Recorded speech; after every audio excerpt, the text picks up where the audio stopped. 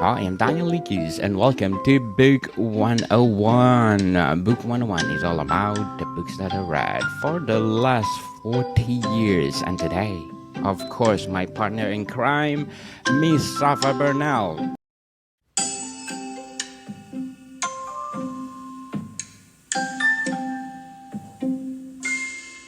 Hello, everybody. How are you today? I hope you're having a fantastic time zone in whatever time zone you're in.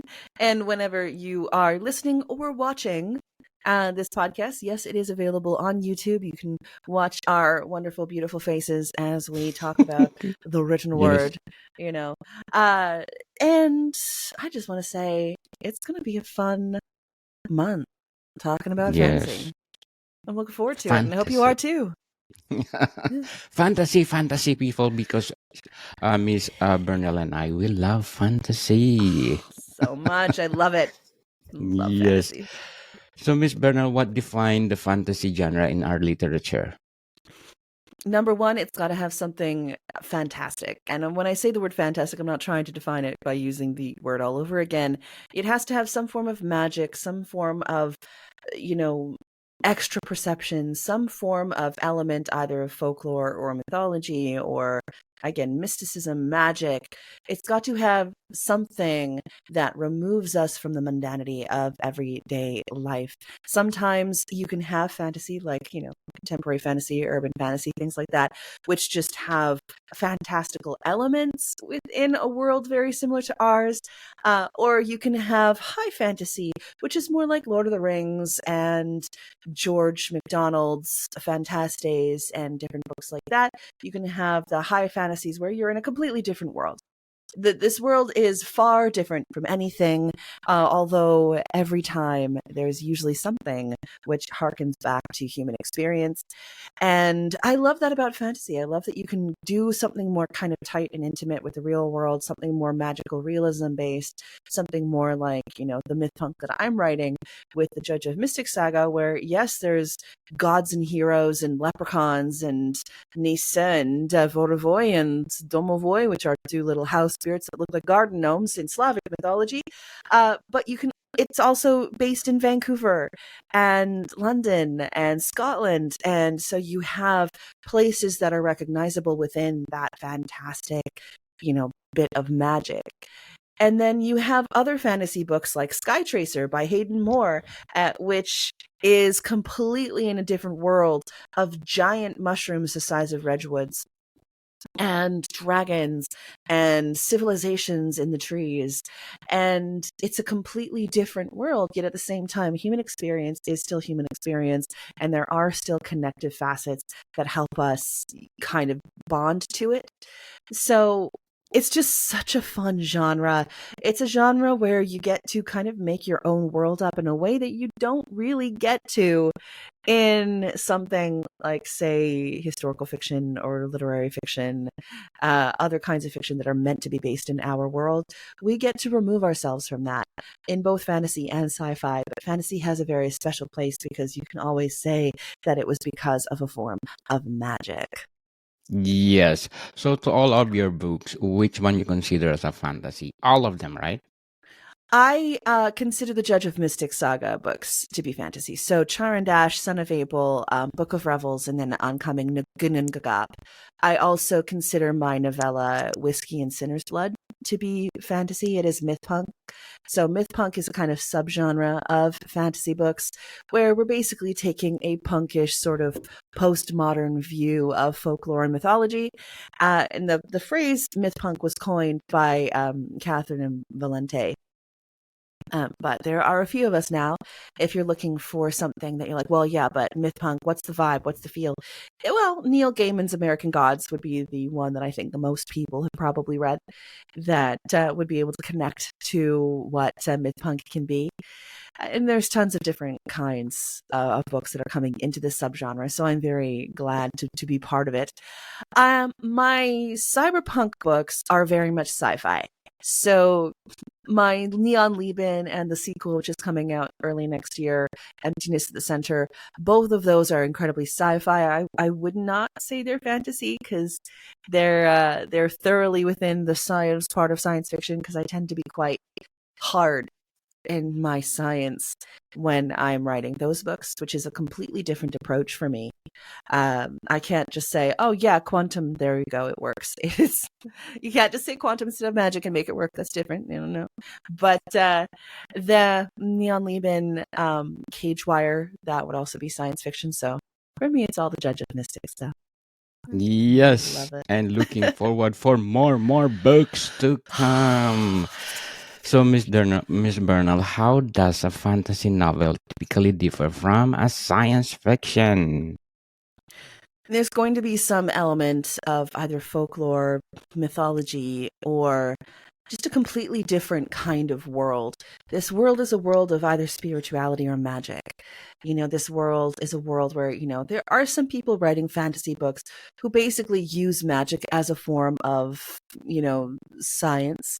And you get science fantasy, which is an entire genre of its own, and kind of the melding of the two. But with pure fantasy, you've got this sense of kind of organic grandeur, I think. You're putting the technology away. This is not a place of technology. This is a sensation of, flickering candlelight sometimes. This is a sensation of monsters and heroes and covens and groups of vampires and different things that you can kind of play with, these elements from our mythological past that we can dive into and find what we're going to do. And I think with fantasy too, especially with the authors that create entirely new world builds in order to create that fantasy, they're going back to that original story, that original cosmogony of how did their world get started? When we think of the stories on, how did this world begin? That question forms so much of what we think. Whatever, kind of philosophy on the beginning of the world that people have, it will intrinsically change the rest of their philosophy of life, the rest of their worldview. And so when you're starting a fantasy world with how did it begin? Okay, this fantasy world began when, let's look at my world Bardaga, which I'm using in the upcoming audio drama Waxwing, which is based in the Judge of Mystics realms.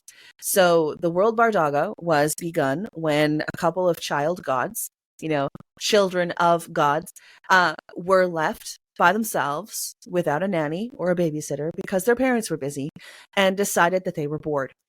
And so they created a really candy-coated, beautifully colorful world.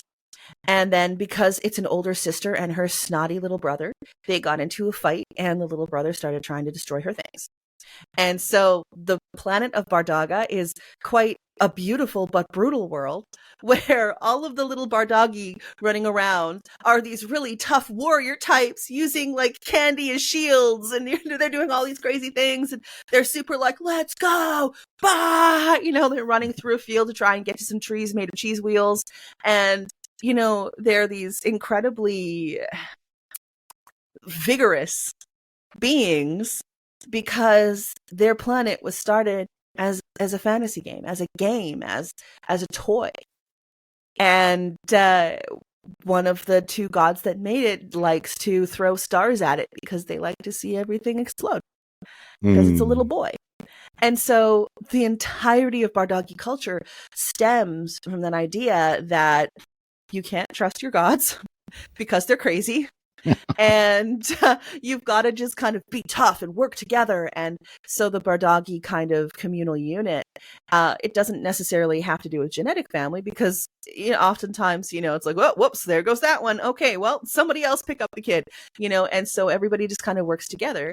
And then we see what happens with Bardaga in the first season of Waxwing, which is coming out in a few months' time.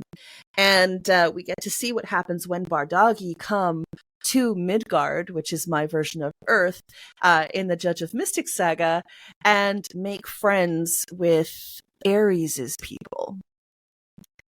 And so if you've read Son of Abel, and you see, even in the first chapter, the character of Minitron, that is actually somebody from Bardaga who's decided to live on Midgard instead. So it's that vibe, it's that feel of you're creating something from scratch. So you're releasing yourself from, all of these things that have happened on our planet. And yet, the trick with fantasy is if you release yourself too far from the things that people who are reading this are used to, then they might not be able to understand where you're going with it.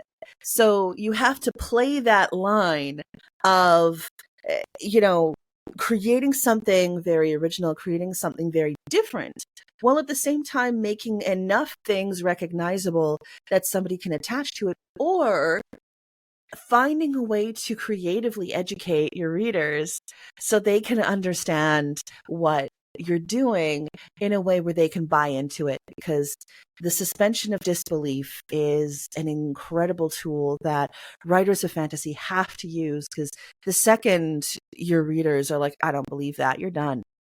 No, that's going to tarnish what they think of the book forevermore. Amen. So sometimes that means in fantasy, it's okay to do a little bit of telling. The whole show don't tell.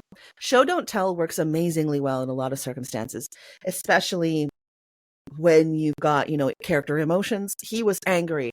Well, that's lazy. Not he was angry, his fist clenched so hard the knuckles went white, or she could hear the grinding of his teeth from half a room away. Like that kind of thing is a little bit more presentative of emotion. But sometimes I think when you get like show don't tell, well, that's great. But if you need to let somebody know that instead of drinking water, these people in this fantasy world climb a mountain to harvest a rare kind of rock that they can then crush up with a certain little instrument that they make out of, a plant, and then chew it to get their hydration. Like, you have to explain that, because otherwise people are not going to understand why your character's just sitting there eating rocks. Definitely. Sometimes you just got to tell people what's going on. Yes, It's for uh, sure. So, Miss Berna, before we go on, we want to shout out our listeners in Nigeria. Thank you, Nigeria, because in Lagos, we have 63% audience share, FCT at 16, River State, Kamo State, Nigeria State, Nasarawa State, and Ikeda State. Thank you, Nigeria, for supporting this podcast, because this podcast is created to empower books itself. In Nigeria, we always, I think, number 12 on the Apple chart. Thank you, Nigeria. thank you, Thank you Nigeria. so much. Please Yeah. buy the books of Miss Safa Bernal. It's something else, because we are talking about fantasy, either fantasy or sci-fi fiction. People, they are both in those genre of Miss Bernal books. So, Miss Bernal, who are the most influential authors in the fantasy genre? Ooh, okay. That's a good one. I would first say, when you look at the history of modern fantasy, what we would consider modern fantasy. Now, obviously, a lot of people, myself included, go back to folklore, and they go back to mythology that's been around for thousands upon thousands of years. So when you think of, who were the people that wrote down the myths of Eros and Psyche? Who were the people who wrote about, you know, Zeus and Thor, and who are those people that actually orated these tales to kind of grip us? Who are the people writing about Makosh? Or who were explaining that in order to get the weaver goddess to listen, you had to kind of do a certain ritual. Though, so that's one question. Um, and I said Psyche and Eros specifically because when you look at something like Beauty and the Beast, that's exactly, that is where it came from. So if you're like, what? Yeah, okay. So read the myth of Psyche and Eros. If you have not read it, Till We Have Faces by C.S. Lewis. I know he is a Christian author, so just full disclosure there, he is a Christian author, but his fantasy novel, Till We Have Faces, is it's just amazing. It is incredibly good. It was the last fiction book that he ever wrote, and it's the tale of Psyche and Eros. It's a mythological retelling from the perspective of Psyche's older sister. Orwell. And it's one of the most psychologically gripping books that he ever wrote, in no small part because his wife, Joy, helped him write the female characters. And so it's an incredible read if you want to know more about the myth between Psyche and Eros, and if you just want a really incredibly gripping psychological book about women in kind of ancient Hellene times. So, obviously that kind of thing, mythological retellings, those meant a lot to me personally. When I look at the origin of modern fantasy, what we know of today is like high fantasy, that kind of thing, the first place I go is George MacDonald. George MacDonald was a writer in the 1800s, and he was the mentor of one Lewis Carroll, who famously said, "Oh, you have this story about a little girl named Alice? Well, read it to my children, and if they like it, you have your answer." And so without George MacDonald, we would not have Alice in Wonderland, without George MacDonald, we wouldn't have the works of C.S. Lewis or even J.R.R. Tolkien of Lord of the Rings and Silmarillion fame. All of them were influenced very strongly by George MacDonald, by his books like Lilith, his books Fantastes, The Princess and the Goblins, Curdy and the Goblins. George MacDonald set this stage for Eurocentric fantasy literature really early on in the 1800s, and influenced just an incredible amount of writers, including writers like Madeleine L'Engle, and just a huge list of writers. This is a person who was friends with Walt Whitman and things. And so, you've got this incredible series of people that were influencing each other. And it started really with this kind of release of fantasy with George MacDonald, who did things in an incredible way. For me, that is the basis of a lot of fantasy literature as a popular genre in the English language world. Especially with Fantastes, which starts off in the human world and then has this incredible adventure where a man ends up teleported, kind of transported into the fairy realm and going through all of that experience. So you get that sort of, at the time, contemporary fantasy with this transportation going in with the Fantastes. You also have Lilith, which was an incredible story of, a doctor kind of looking at this fantastic world and the way that women and other people were treated. Just incredible books.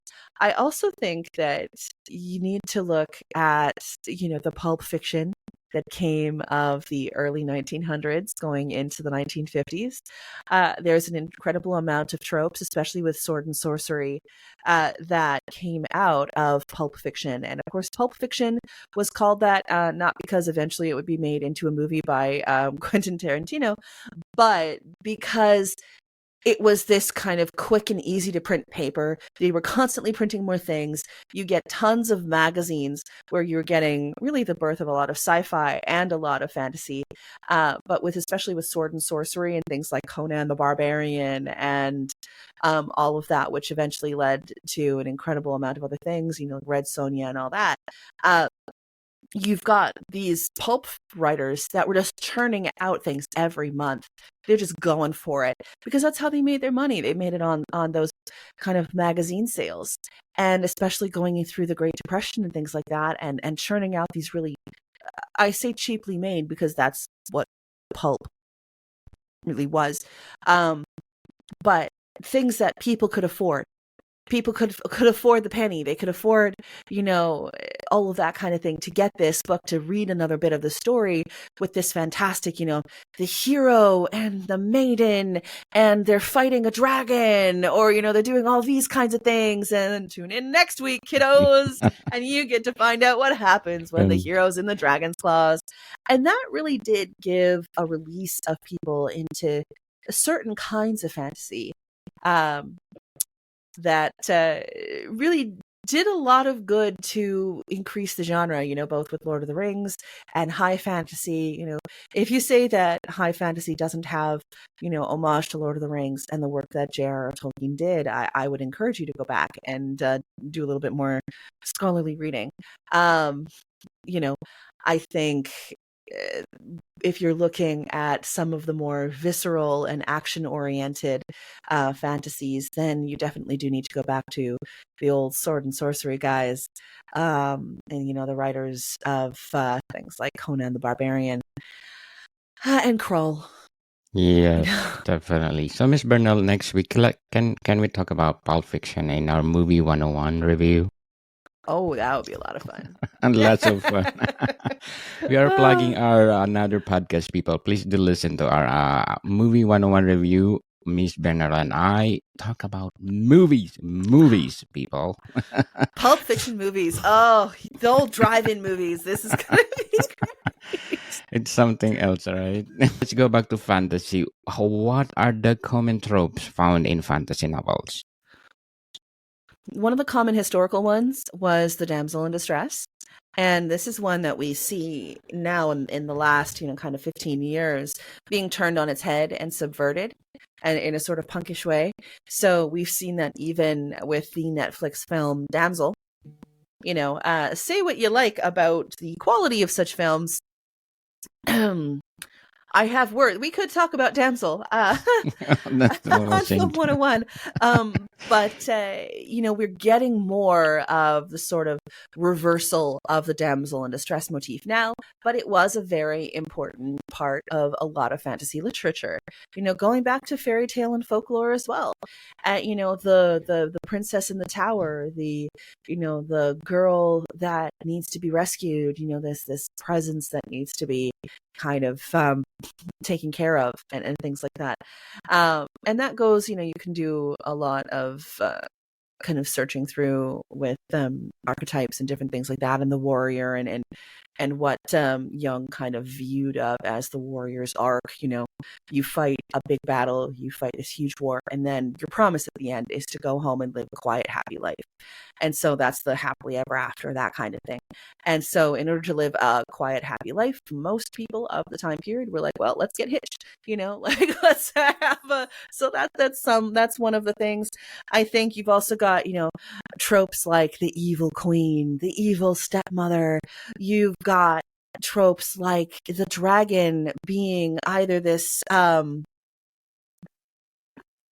being of chaos and darkness, or now you've got this more Eastern sense of the dragon as this wise sort of rain and weather spirit, like you get in a lot of Taoist and into Japan and into East Asian philosophies, which I think is really, really amazing to see the differences of opinion when it comes to dragons. I think it's awesome. You also have, the retired adventurer who, does one last adventure to settle down and live on a nice little cottage farm somewhere. You've got the magical companions, you've got the animal that comes with you in a lot of things, whether it's a wolf or a cat. If this is a slightly more witchy kind of fantasy, you've got maybe a dragon or a familiar or some form of sprite that comes with you. You've got with something like sword and sorcery, you've got a fairly small scale story in an epic world. So that's one thing specifically with sword and sorcery and fantasy, where this isn't about saving the world. This is about stealing a magical MacGuffin or doing something that's personal to the adventurers who are part of that story. But you still have that sense of a epic world around you. You can also get the eccentric loner in fantasy. So a quirky hermit, a fortune teller, or some form of wizard or witch who lives on the fringes of society. Usually this sort of sometimes elderly person who's a bit of a hermit is a source of wisdom in a lot of folklore and a lot of fantasy literature too, but they can also be a source of potential danger, like you see in Baba Yaga tales in Slavic mythology. And so you have to kind of gauge with that sort of eccentric loner character, is this going to be somebody who is going to give me the next step on this adventure, or is this somebody who's potentially dangerous, or maybe it's both. Hmm. Yes. Both people. Yeah. So, how important is the world building in fantasy novel? It's the number one thing. I mean, if you don't have a well-built world when you're trying to do fantasy, uh, you need to spend a little bit more time and revise. Yes, our characters are incredibly important and their emotional experience is incredibly important. But let me say, I learned this in the hard knocks way. So this is coming from the experience of the original Son of Abel.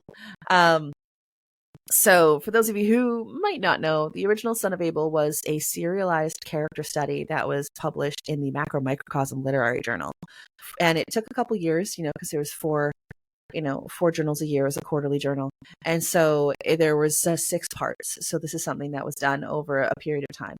And after that was done, the question was, well, why don't we just release it as its own little novella, and then boom, there you have something to go on. And so I was like, okay, let's try it. Let's do it. This is while I was working on Neon Leben.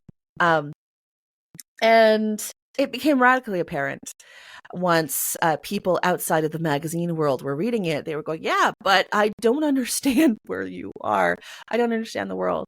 And the number one thing that I got in feedback was, yes, but I don't understand this world. And it didn't matter about the characters. They're like, well, yeah, the character's really good. I feel the emotions of it, like the whole thing, but I don't understand where we are. And so I learned through that experience, and again, I was a lot younger then, kind of at the beginning of my career as a novelist. And I learned that lesson the hard way. And so we pulled Son of Abel off market completely.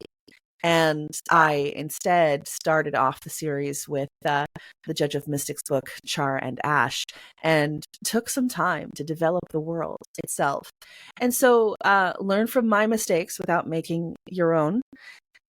And absolutely, you need to make sure that your world is on point. What makes it kind of similar to the world that we recognize? What makes it different? What do you need to explain and what you don't?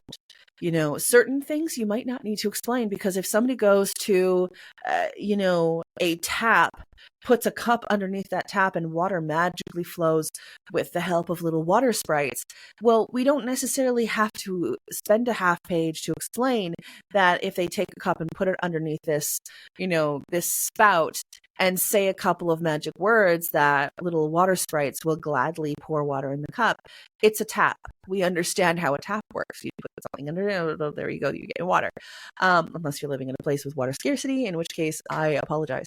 I've spent enough time in West Africa. I'm like, oh, wait a minute. Sometimes I'd go to the tap and nothing would come out. It's like, oh, I need to do something else. Okay, here we go. But, for those people who live in an area where water is plentiful out of the tap, you know how it works. For something like, say, harvesting a cloud melon, where you need to negotiate with a magical race of dragonfly people, one of whom will allow you to get into a basket and be flown up to the clouds, so that you find out later that this is your only source of food in this place. And if you were not on good terms with the dragonfly people, then you could starve. Well, that might need a little bit more explanation, because you can't just go to a grocery store in ye olde village of wherever you are and buy a loaf of bread. So with fantasy and with the world build, it's great to get into the minutiae and get into the little grits and bits of what makes this world special. But then as the author, you need to kind of take a look at this vast world building that you've done, which I encourage everybody to do a lot of really vast world building. It is incredibly fun. With sites like World Anvil can help with that as well. And I do have World Anvil sites for both the Judge of Mystics and the Leben Cycle, where people can get more information about my worlds than will ever be in the books. And that kind of platform is really good for that. And then you have to decide, okay, how do these things affect the way the characters interact? What does the reader need to know? And what does the reader not necessarily need to know in this case? And then play with it that way. And that way, too, I think you can make a balance between explaining the world completely and leaving some things mysterious for, say, another story or another time to avoid bogging the book down. Definitely. But Miss Bernal, before we go, and I want to plug my Food 101, please do listen to my another podcast, Food 101, our fourth season with Chef Alessandro, one of the best executive chef in one of the five-star hotel in downtown Toronto.